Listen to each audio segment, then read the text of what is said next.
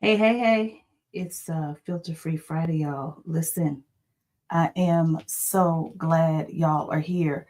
I don't have a whole bunch of time this morning, so I ain't going to keep you. When I think about what it looks like to be oppressed, all you want is to make the oppression stop.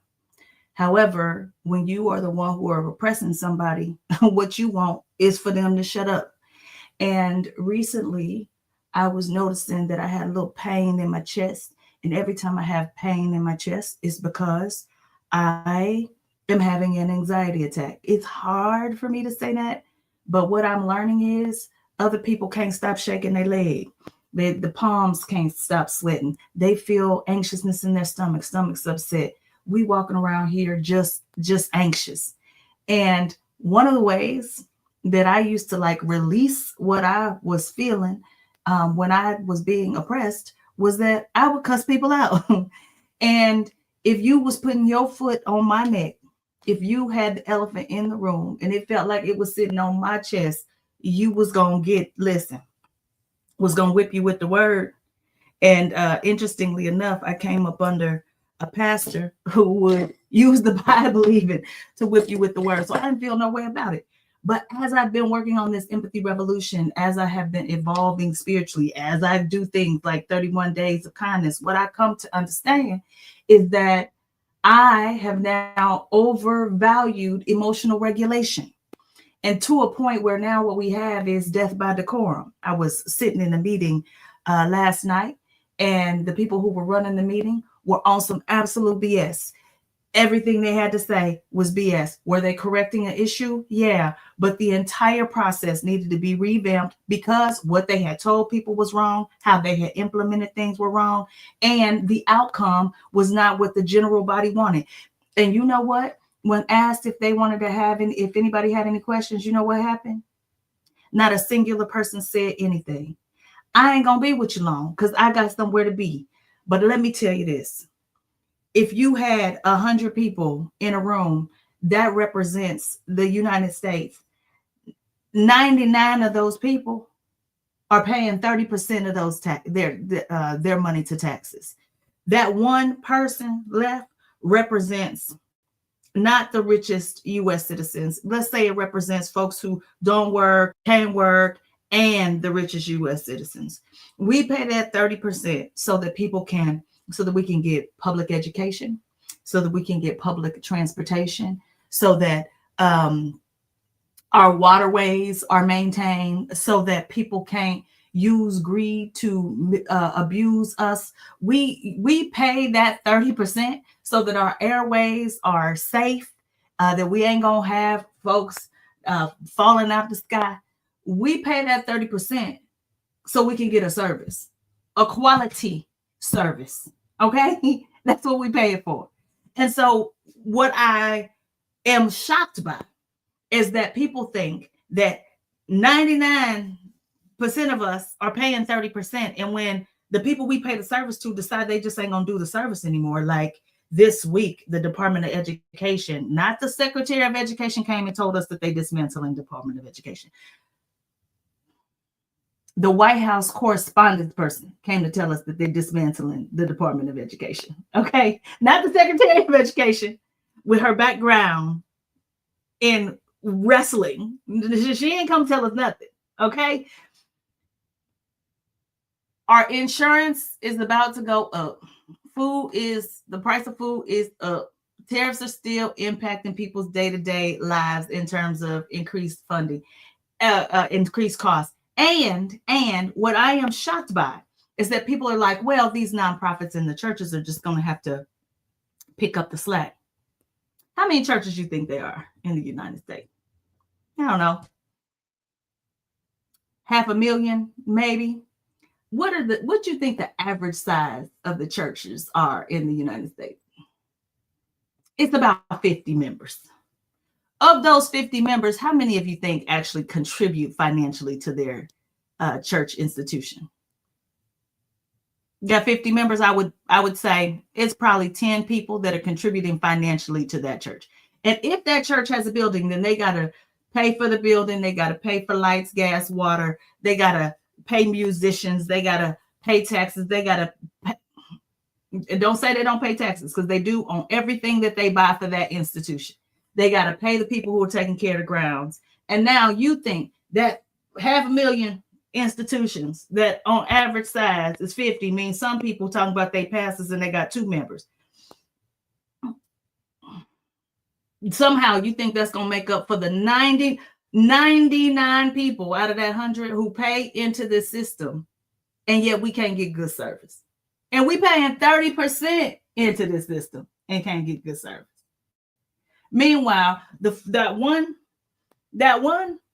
who ain't hardly paying nothing in terms of percentage of wealth, that one, they deciding that, do away with the Department of Education. Don't worry about the National Institute of Health.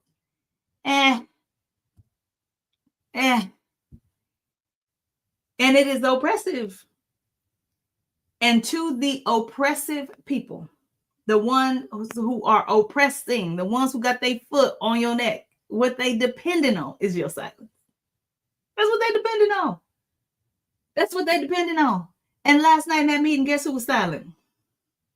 You know why? Because somehow I have been convinced that emotional regulation is greater than anything else. And I'm like, to what end? To what end? We are already number 1 in the world for incarcerating our citizens. And we running around from city to city, DC, Birmingham, Kansas City, Portland, Charlotte, North Carolina, grabbing people off the street so we can put them in jail. We already number 1 in incarcerating our citizens. And so I think about how in my work, I teach and help people learn the difference between what does it look like to have healthy conflict versus false harmony. And right now we have, I have never seen false harmony speak so loudly in my life. The number of preachers who are saying things like, don't worry about it.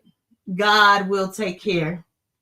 And I'm like, I disagree, and here's why.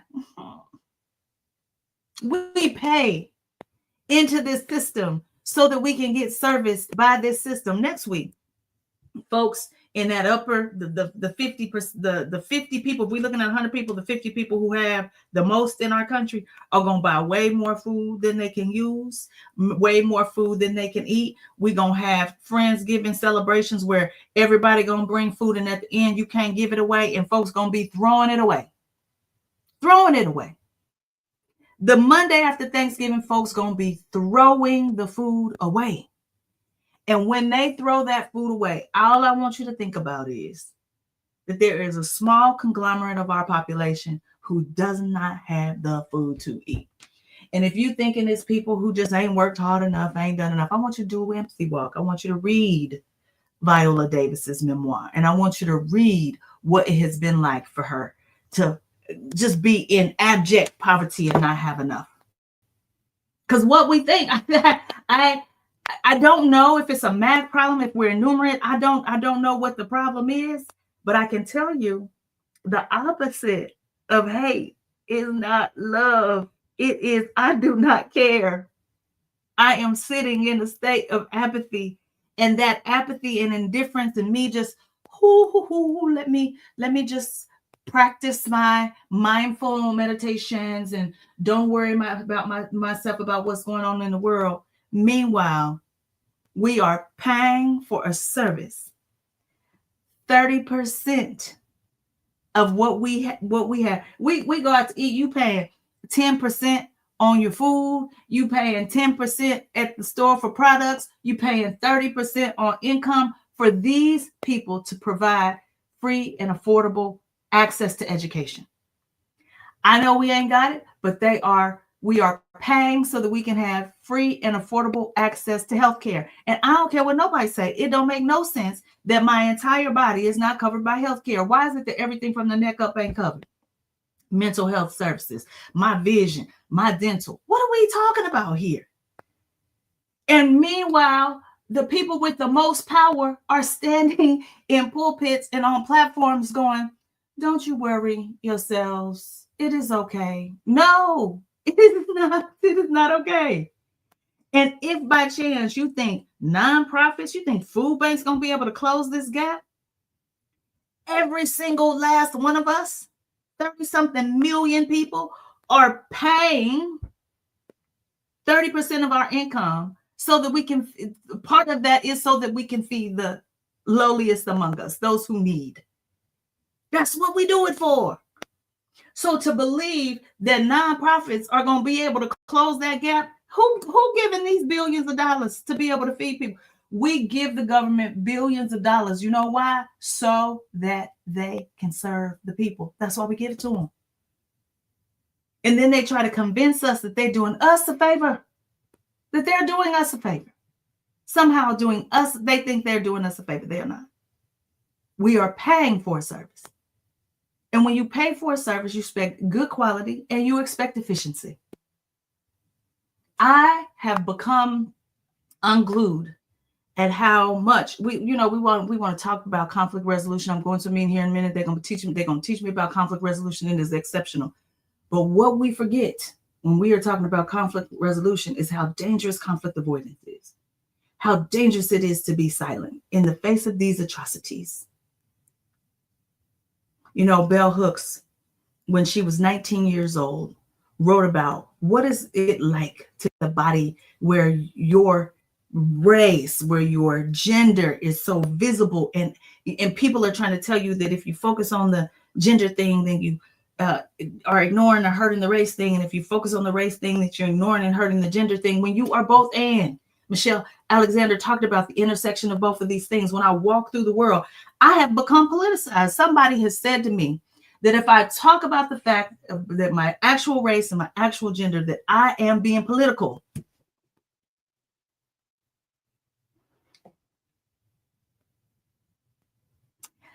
Y'all, peace to the folks who are being oppressed is to stop the oppression. But peace to the people who are engaging in outright oppression and unfairness and injustice is that we would be silent and do absolutely nothing about it. It's Filter Free Friday, y'all. We got work to do.